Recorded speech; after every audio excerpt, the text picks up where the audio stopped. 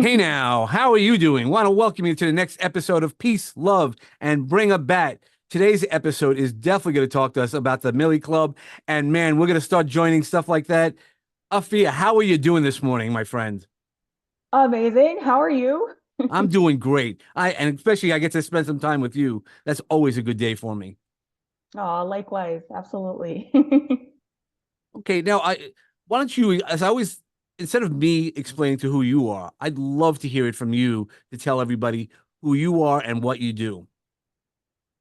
Thank you. My name is Afiya Al-Fayiz. I am the CEO of Underdog Millionaire, and I'm also a messaging consultant. So I help people clarify what their passions are, how they would like to use that to help people, and monetize it in as many ways as possible. I have a daughter that's almost 14. I'm still freaking out a little bit about that, so bear with me. And it's amazing how she sees what I do and has been turning it into her own thing. So I also get the insane privilege of seeing her grow and seeing her come into her own as well. Yeah, she's amazing. And we've known each other about 2 years, roughly about 2 years. And seeing Mhm. her each time as you bring her to all the events and get to see her Yes. and the way she conducts herself and the way it's amazing. It's really nice to see. I know Thank my you. girls, you know what it is for me, seeing my girls when they're with me is a different relationship than when they're outside. When they're outside, man, everybody Yes. goes, they're so great. And especially teenagers. But when they're inside, you're like, oh my God, kill me. But Amani is amazing. And I've said that to you and I've said that to her. I think of you Thank you guys so much. are so amazing. Thank you. Thank you. She makes me proud. Yep. As well as they all should. Yes. So you're a CEO. And let me just also say, before we dive into the CEO, her messaging, I just want to also kind of make a little pitch because her messaging, she's helped me with messaging over the years and things like that. You really need to, and that's the end of the episode stuff, but you do want to listen to her as she talks today, as you do with all the other guests, but the messaging is always spot on and the advice is spot on. So I just want to make sure that we at least make sure we get your ears running. Now, you talked about Underdog Millionaire. What made you an underdog? Wow. What made me an underdog is definitely playing the cards that have been dealt in life. I do believe that you have control over your circumstances, but sometimes life will place you somewhere in order to test your resolve with certain things, to say the least. And what makes me an underdog is just my commitment to excellence and my unwillingness to give up ever and to just keep going no matter what. And I think a lot of people can relate to that. So the underdog millionaire isn't necessarily the person who is losing, but it is the person who maybe doesn't have as much an appreciation for their mind as they could have. And so we just help reframe that and make sure that everyone stays on a path of growth. Yeah, no, it's great. So how did you just get on this path? Because we none of us were born in like, all right, I want to do consulting or things like that. So what has your path been to bring you to this? That's a great question. So I suppose it started with my interest in personal development. I was at my grandparents' house, actually in White Plains. I was at my grandmother's Hmm. house in White Plains, and my grandfather had passed away some years ago, but his library still looked like it did the last time he sat in it. So I was going through the library and I picked a book off of the shelf, and it was The Power of Positive Thinking by Norman Vincent Peale. So I read this book and it was incredible. And I don't recall having ever thought about things that way. I don't, at that point, I think I maybe had heard of Tony Robbins or heard of Jim Rohn, but that was my first deep dive into taking control of my thinking.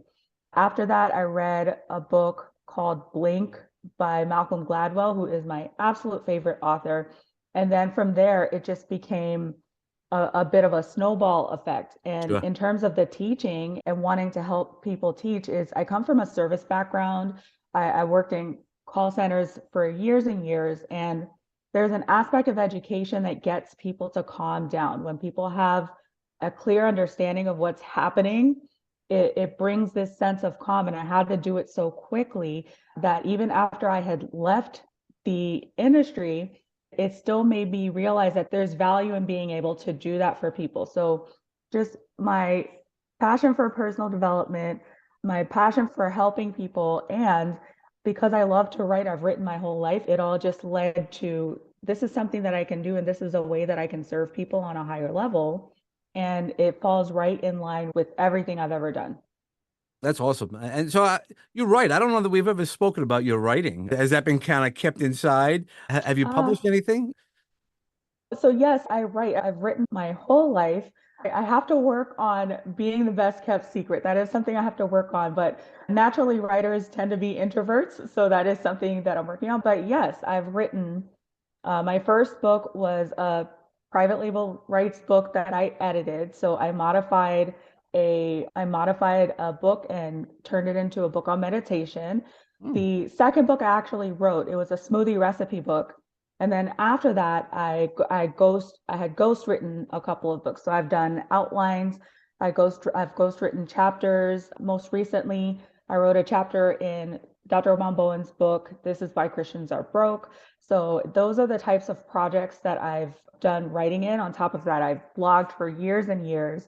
When it comes to writing, I suppose my claim to fame, or what made me want to incorporate writing into what I did, was back when MySpace was a thing. Sure. I used to write these crazy movie reviews on MySpace, and there were a few people that really enjoyed them and would look forward to me writing them. So that led to blogging, and that led to other things. And then with social media, with writing being a huge part of social media, it just was a natural progression to start writing content. I've written content for quite a few people. Yeah, no, and you helped me with some content and stuff like that. So it's the writing. So you like to be the person behind the curtain. Everybody else is looking at the images, but you're the person who runs the strings. I guess that's being the CEO, right? Having In a the lot of ways, yes. yep, yeah. Let somebody else. No, I am happy to make sure that everything is working the way that it's supposed to be working. I'm happy to communicate the 30,000 foot view of the business. It does require that I communicate the business itself to different people. But when it comes to being in the spotlight, I don't necessarily covet the spotlight. I Mhm. don't Sure. necessarily seek it. But when the occasion calls for it, I'm there. Absolutely. Being the CEO, and I've seen you in the groups, you're also a leader. So, how would you describe your leadership style? I have a peer leadership style. So I don't like making people feel less than. It's even when I had a traditional job, my leadership style was more, we are equal.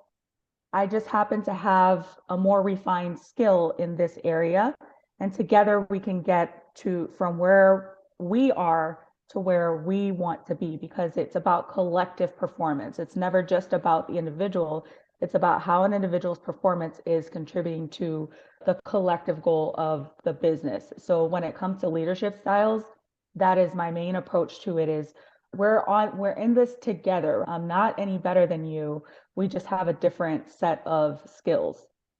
Yeah. How do you do a skills assessment? Because I think as a leader, just knowing the general pieces of how to identify people, that's that Mhm. emotional intelligence we always talk about, is Absolutely. being able to see what, when you're talking to somebody, you could see where they are at Yes. and try to meet them where they're at, or maybe lift yourself up to where other people are at. How I do that is definitely just by paying attention, listening to what people are saying and listening to what people aren't saying. I've spent a lot of time just listening to people. I suppose that's one of the superpowers you gain when you have to have the self-control not to interrupt and not to jump in, is you really have to listen to what people are saying and what is most likely the thing that they are desiring, what's their desired outcome, and how are they coping with their ability or their inability to get that. And that teaches you a lot about what people are good at and what needs to be worked on. So when it comes to determining someone's strengths, typically when it comes to determining someone's strengths, I look at their, like you said, emotional intelligence. What are the things where you're able to navigate through a conversation, for example? What are the things where you're able to demonstrate that how to obtain a certain result. So that's what I'm looking for when I think about how do I identify someone's strengths is I'm just observing them and how they do things, how they say things. I do believe that how you do anything is how you do everything. So if someone has a pattern of behavior in one area, it's likely that they have that pattern of behavior in another area. If you just pay attention, you could pretty much see how things are going to go. And that's a good indicator of someone's strengths. And how do you, as a leader, we also have to kind of work with strengths and people's weaknesses. And so Yes. once you've identified them, how do you work with their, let's say, weaknesses? People, as long as they're coachable, right? People who are not coachable, it takes a lot more effort, and that probably could be two several shows. But so, how would you work with somebody who's coachable but doesn't know, they can't see what the challenge is? For someone who is coachable, but they Yeah, can't see what their challenge is, yeah, I would call it out. I would be direct because especially if it's been persistent.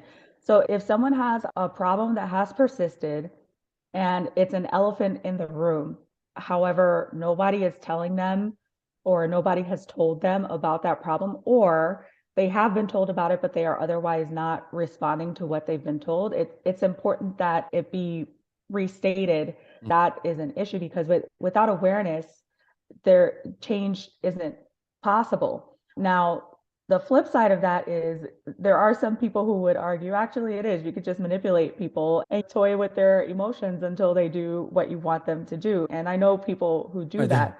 However, Milton Erickson had that had that very belief. yes, yes. So Milton Erickson, definitely a hero of mine when it comes to understanding psychology on a deeper level, obviously. Crazy. But yes, so in the context of reframing things for people to do things without their awareness being fully involved, I understand that as a strategy, but I do believe that when you tell someone, even if they're not receptive in the moment, that when they're in their private time, when they've had a chance to process things, they will change on their own. Now, sometimes that can position me to be a bit of a bad guy, but I also believe that in someone else's story, you're sometimes the villain in their story. And sometimes that's the best thing that you could do for somebody if their development is more important than the benefit that I gain from them developing. Yeah, and that was so I was going to lead with that. So as a leader, you can see when you're going to be the bad guy. How do you Yes. manage that part for yourself? So that it's Mhm. okay. Give yourself permission to be the bad guy, the bad person. It's a struggle. It doesn't get any easier. It's never easy. It's never simple. But the way that I manage it is just to keep in mind that my I always have the best of intentions. The goal is never to intentionally hurt someone, or the goal is never to intentionally make someone uncomfortable. And I say that with nuance because yes, we do have to push people out of their comfort zones, but Right. it's never to cause injury. It's only to trigger change. So the way that I cope with that is by making sure that I am affirming to myself that I am here for the growth of the people that I've been called to impact. I do things with the best of intentions in mind.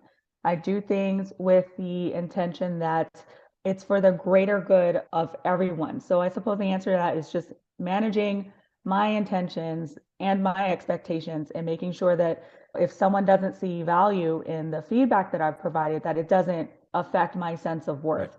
And that's where I was going. Yeah, no, because that's the really hard part about being a leader. A lot of times leaders don't want somebody to not like them. Of course, we nobody Yeah, feels good about that, but huge. it's also giving us permission to be like, no, I have to say the hard things. And that's one of the things that I've been learning and improving on in the past few weeks with one of the clients I'm working with. I had to say some hard things, but I knew him for a really long time. And then he was able to then say things to me and not in a combative way, in a both teaching lesson and in a way and learning how people hear it and how people react. Because not everybody goes about it the same way. Absolutely. So that reminds me of a saying that it's not what you're saying, it's what people are hearing. I'm looking up this book because there's a book I would recommend to you and to your audience. It's called The Five Foundations of a CEO. And they actually talk about that directly is when it comes to the CEO and the CEO having to manage the outcome of the business, which is, of course, to generate revenue or generate results, and to make sure that everybody that is on the core team is doing what they're supposed to do. So if you have a marketing operator, the CMO, and we're not getting results with our marketing, it is the CEO's responsibility to communicate the results that are expected to the CMO. But if the CEO is afraid of not being liked, or if they have a high regard for that person, so they don't want to put themselves in a position of making them feel uncomfortable, then that makes the CEO ineffective. So sometimes we have to do the things that we have to do and say the things that we have to say in order to drive results, the results of the business. Absolutely 100% right there with you. Yeah, no, and that's a huge part of leadership that, and it's scary, especially depending on what relationship you have with the client, you know, Mm-hmm. and nobody wants to say something negative or look for, I guess, make sure that they observe a growth opportunity. And when they Mm-hmm. have the growth opportunity, it's sometimes scary for them, and you have to realize and know how to manage that as well. Yeah. Yes. Have you ever listened to or read A Course in Miracles? Yep. A Course in Miracles, of course, talks about the ego and how the ego basically works in wishes. It wants Right. to live out a fantasy of what you want to be versus execute based on your highest will. In the context of business, your will is always going to be what is going to be the most effective for the business, what's going to make the business successful, or even in the sense of the individual, what is going to make you perform according to God's will? How are you obedient? The ego only thinks about what do I want, what's going to make me feel good. So when it comes to leadership, we will oftentimes make that decision to do what feels good versus what is right. And it's because our ego is compromised, and that can happen to anybody. So we got to keep ourselves in check. Well, yeah. So what's one of the ways that you keep yourself? What are some of the resources that you use to keep yourself in check? I talk Mm-hmm. about my own resources through my mental wellness as well as my business. What Mm-hmm. resources do you use to keep you? I've never seen you. You have that easy, no matter what's going on outside. Afia is flatlined, not in a way. There's no high, there's no low. She's just right there, and she's always with that beautiful smile. It's just showing up. How do you do that? Thank you. Yes, I do have a bit of a reputation with people who know me well for being a bit, I don't want to use the word nonchalant, but for lack of Yeah. a better term, yes. So basically, I read a lot. I am a I definitely support reading, not just because of what it does for you being more knowledgeable, because of what it does for your mental state. So I do believe that when you read a book, and not just any book, of course, when you read the right book, it stabilizes your vibration. It clarifies your Yeah. thinking. And when your thinking is clear, it has an effect on your emotions. When your emotions are clear, it has an effect on how you execute in the day to day. So reading is my number one. I also meditate, because meditation is another thing that makes sure that you keep yourself emotionally in check. When it comes to operating with people and with difficult situations, one of the best things that I did was started to learn about energy work. And I talked about this the other day. There was there were a couple of energy diffusers that I learned that were game changers for me in terms of being able to quickly get to a place where I am not triggered or whatever. And that is by considering, whenever you're speaking to someone and there is a disagreement, or whenever you're speaking to any situation, whenever you're looking at your own situation and there's a disagreement, you consider they're right and you're wrong. You're right, I'm wrong. You're right, I'm wrong. And even if you just say that to yourself, you're going to experience resistance at first. But if you get to a place where you can say to a situation, this is actually the right perspective, I am in the wrong perspective, it forces you to change your perspective and see things differently. And if you can allow yourself to see things differently, you actually get a whole lot more data about how to handle Yep. a situation. Another one is, everything is the opposite of what it appears to be. Nothing is the opposite of what it appears to be. Everything is the opposite of what it appears to be. Nothing is the opposite of what it appears to be. And that forces you to think about the situation that you're in as if you're completely right, because sometimes you do have to stand for what it is you believe in and not let anything else or any other perspective affect you. Sure. But the other that is you may be completely misinterpreting the situation at hand. That's something I learned from a gentleman by the name of Gary Douglas from Access Consciousness.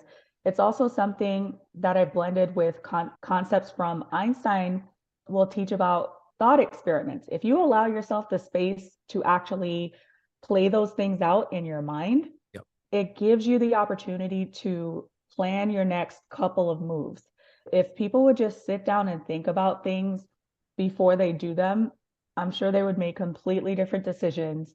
And those are just some of the ways that I make sure to stay centered and stay focused and not get rattled by what everybody else has going on.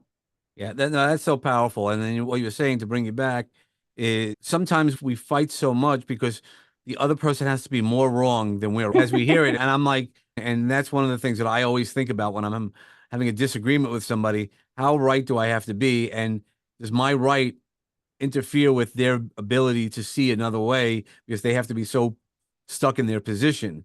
And I'm just like, okay, that's fine. And it's not just let's agree to disagree. It's a little bit more deeper than that by saying, Absolutely. I know where you're at, and not that I'm smarter or better or anything, because it really all goes back to the duality. When I was just talking this morning about things, that it's a good bad. How about it's just a one thing versus if we that's where a lot of our challenges as human beings are, is in the duality is good, bad, north, south. There's always an opposing side instead of bringing us back into that oneness. Absolutely. So when it comes to that, I try to consider, like, if I have to give someone feedback and they may not like it, for example, I have to stop and consider, okay, how important is it for me to be, is it worth more than the relationship that it may cost? So if me being wrong about something means that I can maintain a relationship that is important for me personally, professionally, or whatever, then it's not so important to be right. Being right is not always the end goal. It's making progress. Progress is the end goal, taking another step forward. So that's how I think about that. Is if something is really important, I will fight for it, because especially since in the Underdog Millionaire, we primarily train on mindset. So the content creation is just a vehicle for demonstrating your mindset. The coaching businesses, the consulting businesses, those are just ways to project your mindset. So when it comes down to it, if something is going to be damaging to the development of someone's mindset, I will fight for it. But if it is otherwise not important or not crucial for me to be correct, I will totally drop something, and I would much rather salvage the relationship than to be right. No, I think that's a great way to go about it. Why don't you tell us a little bit more about the Underdog Millionaire and the Millie Club? Absolutely. So the Underdog Millionaire is our umbrella business for a conglomerate of businesses that we have. It is personal development based. It's based on wealth building, not just in your bank account, but in your faith, your family, yes, your finances, but also in your fitness and your fun.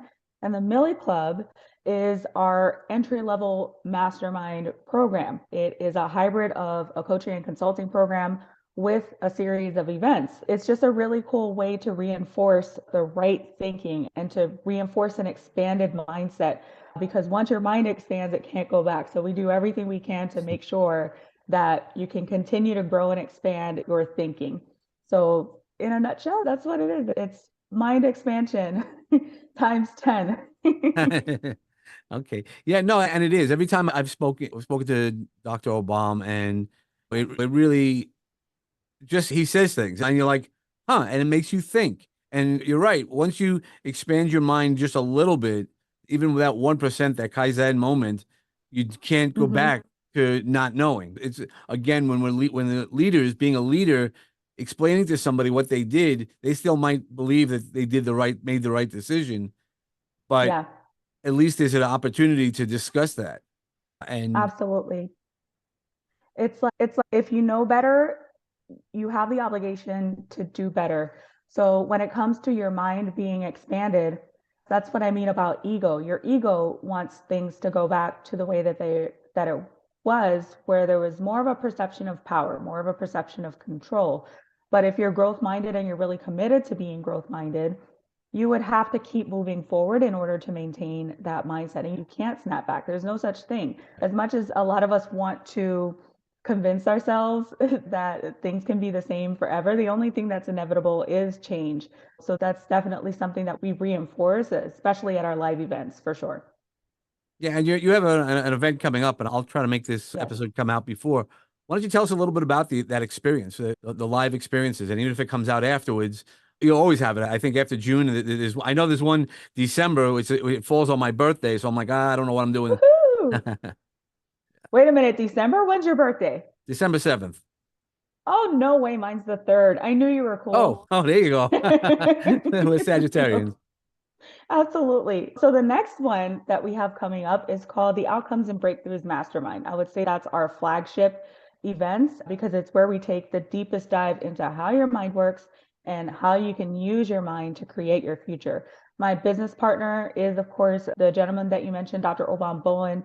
He's not just anybody, he's the United Nations Human Behavior Potential Authority, and he has taken it upon himself to teach people about the mind and how it works from a behaviorist perspective and apply that to business and apply that to spirituality. So, definitely, if you are someone who wants to consider your spirit when it comes to your personal and business growth, that's the type of event that it's for. So, we spend 5 days total, 4 days with our regular attendees, 5 days with our Millie Clubbers because they get an extra day. And we just dive in, we connect with each other, we learn about what our goals are. We how do I want to say this? We create an environment where it's safe to grow, where the goal is to just be a better person than you were when you stepped inside the door. So I'm Sure. super happy and excited. We've been having these for years now, and I look forward to having many more to come and for them to get bigger and more impactful. So that's what we're always here for, is the impact for sure. Yeah, no, and there's always been an impact anytime I've seen you or Dr. Obama. And that's why when you We said, need hey, to start bringing a bat. let's say we'll bring the bat. And because that's one of the goals this year, because no matter how much I want to move away from the bats, because everybody automatically thinks it's violence, and I'm the opposites. But what I'm doing is I'm creating really what the bat means about knowing our balances. When we know our balance, we're Totally. able to hit that sweet spot. What does that sweet spot look for each one of us is going to be different. And just because you hit your Hmm. sweet spot doesn't mean you might get your success. It might not be that home run, but if you did the best that you could do, that's just going to be as good as you can do. And we could always Absolutely. readjust it and practice. There's a lot of things, and I'm Hmm. coming out with a book later this year. It's in editing. The person who's editing my book is taking a little longer than I would have liked, but it is what it is. It'll come out when it's supposed to come out, but it's all Absolutely. using baseball metaphors and stories that tie into personal development and how we see things. And Awesome. it's one of those things that I'm hoping by the end of the year I get to talk about it and be at one of the Millie Club events. It's definitely not going to be out for June, but the great thing is there's always events or personal masterminds in Mexico. Yes, absolutely. We would love to have you there, of course. And I'm excited. Definitely looking forward to finding out about your next project. Your comic book is awesome. Yep, yep. The comic book project is definitely, I think this year is going to take off. And for those who don't know or haven't heard, because whenever it launches, is if you want to be part of a comic book, you want to be your own superhero, reach out to me. And I guess that's my first commercial on my podcast. Is really just I think everybody has a story and how you apply it to your business and your superpowers. You were talking about that earlier, and really embracing your superpowers and having some fun. We all could write a chapter in a book, but how many people could be a comic book hero? And what's great about the comic book hero is you can let your kids see it. They might not read a chapter in a book no matter what, no matter who signed the book, who is the forward, who is in the book, but a comic book, you could put it anywhere and somebody will read it. It's a nice short read. It takes you 15, 20 minutes and it gets you a lot of information. I love comics. I actually learned how to draw. You mentioned Archie comics. That's how I learned how to draw when I was a kid, is I would Mm. just go and copy the panels. And one of my favorite books is a comic. And I got my daughter a comic book version of the Bible. So that's how I'm Mm. getting her to read the Bible is through a comic. Yeah, that's what I did also. We made sure it was a picture book. I remember the book was like 2 inches thick with all pictures, and the words were big enough that the kids could read as they got older. I think that's one of the best ways to do that, and that's why comic books are just as well. Because if tell you I have a book or a chapter, you might buy the book to support me, and I would appreciate that. But you might not read the book because I ask people, "Have you read my book? Have you read the comic book even?" Still some people say no. I appreciate the support, but let's get the information out there. And that's Mm, the important part. But most people will read a comic book because it takes so short and it's entertaining. It hits us in so many different ways. As you said before, when we read, we get into a completely different mode. We yeah, get into the story, and it's easier when you can visualize it as well as be able to read it. I think when it comes to books versus comic books, I think they just give a different opportunity for your mind. So when it comes to a traditional book, it's good to have something that just has the words because then your imagination gets the opportunity to create the Yep. images, create the stories in your mind. But when you have a well-written comic book, the storytelling inspires you on a completely different level. Like we had talked before, I told you my favorite comic is Watchmen, but the writer, Alan Moore, is actually one of my favorite writers. And so I also read The Killing Joke. I also read Mm. The League of Extraordinary Gentlemen. Yep. And it's just when it wasn't just the pictures, it was how the scripting went with the pictures and got you to think differently. Like it got you into the character's emotional state on so much of a deeper level. Like there were so much more stakes when I saw the comic than I probably could have gotten from just reading a story. So I definitely have an appreciation for comic books. And I definitely think that there is space for comics in personal development, mostly because it isn't done that often. I also read a comic, somebody made a comic book version of The Prince by Machiavelli, Yep. and the tough read. Yeah, that is a The tough book read. but the comic made it a lot more accessible because with a lot of the philosophical things, it's tough to put mental imagery for that. And that's the way your mind works is Yeah. there's words, there's pictures and emotions. And sometimes these philosophers from back in the day, the way that they think doesn't translate too well to the present day. Right. So a comic, I feel, bridges that gap between the way that they were thinking, the way that the world was back then, to the way things are now. So I definitely hope that this takes off for sure. Maybe we'll have some further conversations about my ideas and compilations. But because yeah, Sure. I've tried to read Don Quixote, Cervantes, Don Quixote, and you read it, it's a thick book, or you Don know, Quixote is and a even if we journey. go today's writers, Stephen King's books don't translate to movies that well that often because of that psychological piece that he talks about in the movie, where he brings it out